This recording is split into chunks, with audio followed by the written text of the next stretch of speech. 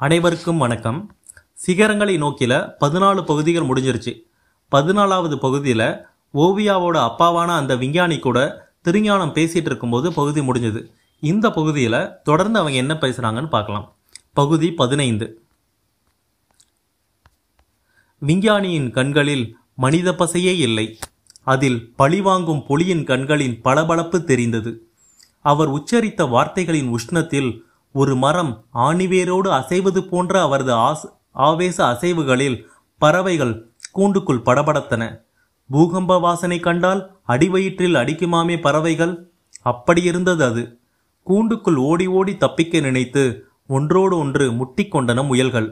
அந்த சூழ்நிலையில் மெழுகுவர்த்தி அச்சத்தை அதிகமாய் அழுதது. அங்கே மையம் கொண்ட ஒரு புயலை திருஞானத்தால் ஜீரணிக்க முடியவில்லை. கொதிக்கும் முளையில் தெரிக்கும் துளிகளாய் அவன் உஷ்ண வார்த்தைகளை உமிழ்ந்தான். உங்கள் கண்களின் மனித நேசம் எங்கே? உங்கள் இதயத்தை மட்டும் ஏதாவது ஒரு அமிலம் எரித்து விட்டதா? ஏன் இந்த உக்கிரம்? ஏன் இந்த வக்கிரம்? உங்கள் மூளை என்ன உங்கள் ஆடைகளை விடவும் கசங்கி போய்விட்டதா? உங்களை கண்டு இந்த ராத்திரியின் முகம் இன்னும் கருத்து விட்டது. உங்களை கண்டு அக்ரிணைகளும் கூட அச்சப்படுகின்றன. விஞ்ஞானி சிரித்தார். அந்த சிரிப்பில் ஜீவன் இல்லை. சித்திரை மாதத்து ஏரி தரைகள் பாலம் பாலமாய் வெடித்து கிடப்பது மாதிரி தெரிந்தது அவரது வரட்டுச் சிரிப்பு. இனி அக்ரிணைகள் மட்டுமல்ல, என்னை கண்டு இந்த அண்டமே அஞ்சும். காற்று என்னை கண்டு கைத்தட்டும். என் காலடி சத்தம் கேட்டால் கடல் வாய்ப்பொத்தும். இனி என் கடிகாரம் நின்று போனால் காலமே நின்று போகும். என் சுண்டு விரல் கண்டு வானம் வந்து மண்டியிடும்.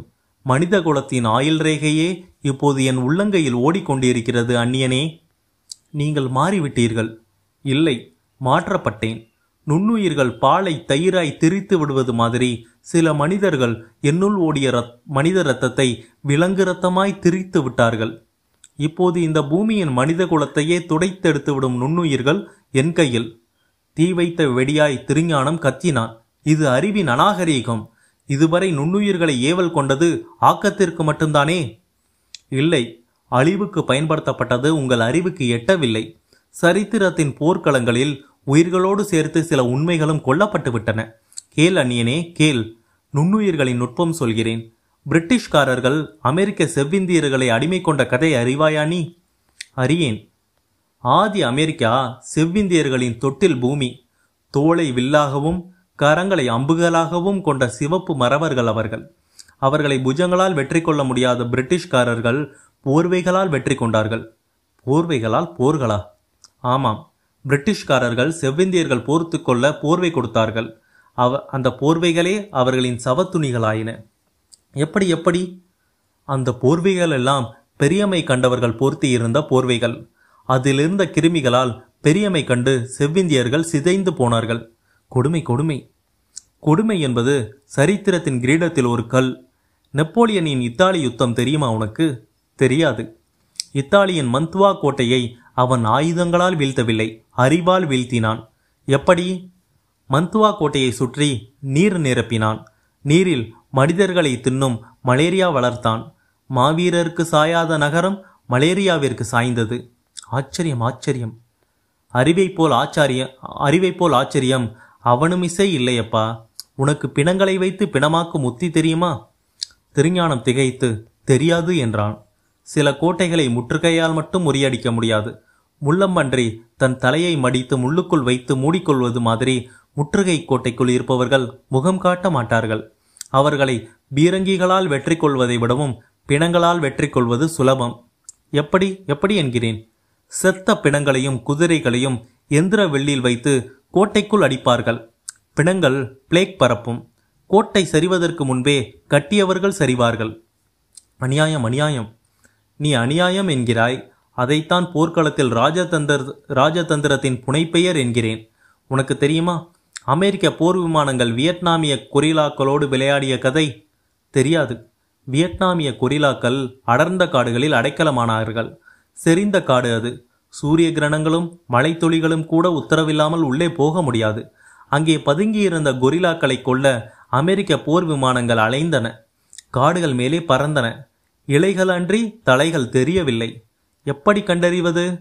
காடுகளை துகிலுறிவது என்ற கடும் முடிவிற்கு வந்தார்கள். விமானத்தில் பறந்து காடுகள் மீது நுண்ணுயிர் தூவினார்கள். நுண்ணுயிர்கள் எல்லா இலைகளையும் தின்று முடித்து இலையுதிர் காலம் ஏற்படுத்தின. மரங்கள் உயரமான நிர்வாணங்களாய் நின்றன. நுண்ணுயிர்கள் இலைகளை தின்று தலைகளை காட்டின. ஓ, நுண்ணுயிர்களா இத்தனை அழிவுகளா? கொஞ்சம், இது கொஞ்சம். இதுவரை சொன்னதெல்லாம் நுண்ணுயிர்களின் சின்ன சின்ன தும்மல்கள். இப்போது நான் கண்டறிந்திருப்பது நுண்ணுயிர்களின் பூகம்பம். இந்த பூமியை இனிமேலும் மனிதனுக்கு விட்டு கொடுக்கலாமா வேண்டாமா என்பதை நான் தான் தீர்மானிக்க வேண்டும். இந்த பிரபஞ்சத்தை படைத்தவன் பற்றி சர்ச்சை இருக்கிறது, அழிப்பவன் பற்றி சர்ச்சையே இல்லை. நானேதான். விஞ்ஞானி வெறி கொண்டு சிரித்தார். ஆவேசம் கொண்டு ஆடினார். சட்டென்று பாய்ந்து முயல் கூண்டு திறந்தார். 2 முயல்களை காதுகளை பற்றி கைப்பற்றினார். முயல்களை பார்த்து முரட்டுத்தனமாய் சிரித்தார். திருஞானத்தின் மீது ஒரு நெருப்பு பார்வை வீசிவிட்டு முயல்களோடு புற்றுக்குள் தலையெழுத்து கொண்ட பாம்பு மாதிரி பூமிக்குள் போய்விட்டார். நடந்தது நனவா, இல்லை மெழுகுவர்த்தி வெளிச்சத்தில் நான் கண்ட கனவா? கனாவில் சிங்கம் துரத்த ஓட முடியாமல் தத்தளிக்கும் ஒரு சிறுவனாய் முகம் கருத்து மூச்சு முட்டியது திருஞானத்துக்கு. பறவைகளும் முயல்களும் வெள்ளலிகளும் அந்த நிமிஷம் கண்டது போல் அச்சத்தில் அடித்து கொண்டன. மெழுகுவர்த்தியின் மெல்லிய சுடரும் அவன் உயிரை போல நடுங்கியது. முகத்தில் என்ன முத்துமுத்தாய் வியர்வை? விழித்து கொண்டே கெட்ட கனவா? ஓசையில்லாமல் உள்ளே வந்த ஓவியா கேட்டாள். ஒன்றுமில்லை. மீன் குஞ்சுகளை மீனே சாப்பிடுவது மாதிரி தன் வார்த்தைகளை தானே தின்றான். எரிமலை குழம்பை இலவம் பஞ்சால் துடைக்க முடியுமா? அவன் ஒன்றை மறைக்கிறான் என்பதை அவனால் மறைக்க முடியவில்லை. அவன் திசை மாற்றினான். உனக்கென்ன ஓவியா? மேகம் உட்கார்ந்த நிலவாய் உன் முகத்தில் சோகம் உட்கார்ந்திருக்கிறதே. அந்த இளைய நிலவு இன்னும் இருள் உண்டது. மழைக்காலத்து மலைச்சாலையாய் இன்று முதியோர் பள்ளி வெறிச்சோடி கிடக்கிறது. ஏன்? ஊருக்குள் 16 பெண்கள் கைது செய்யப்பட்டிருக்கிறார்கள். கைதா? ஆமாம். வளையல்கள் இல்லாத கைகளில் விலங்குகளேனும் ஆபரணங்களாய் விளங்கட்டும் என்றுதான். காரணம், புல்லறுத்து வந்த பெண்கள் புல்லுக்குள் கஞ்சா கடத்தினார்களாம். உண்மையாகவா என்று கேட்க திருஞானம் வாய் திறந்தான். அதற்குள் அவர்கள் காலடியில் வீசி எறியப்பட்ட 2 முயல்கள் வந்து விழுந்தன.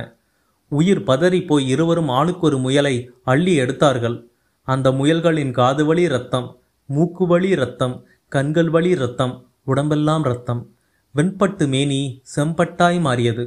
முயல்களின் உயிர்கள் கண்களின் வழியே கரைவது தெரிந்தது. பகுதி 15 முடிவு பெற்றது. அப்பப்பா, நுண்ணுயிர்களால் எவ்வளவு பெரிய அழிவுகள்லாம் நடந்திருக்கு.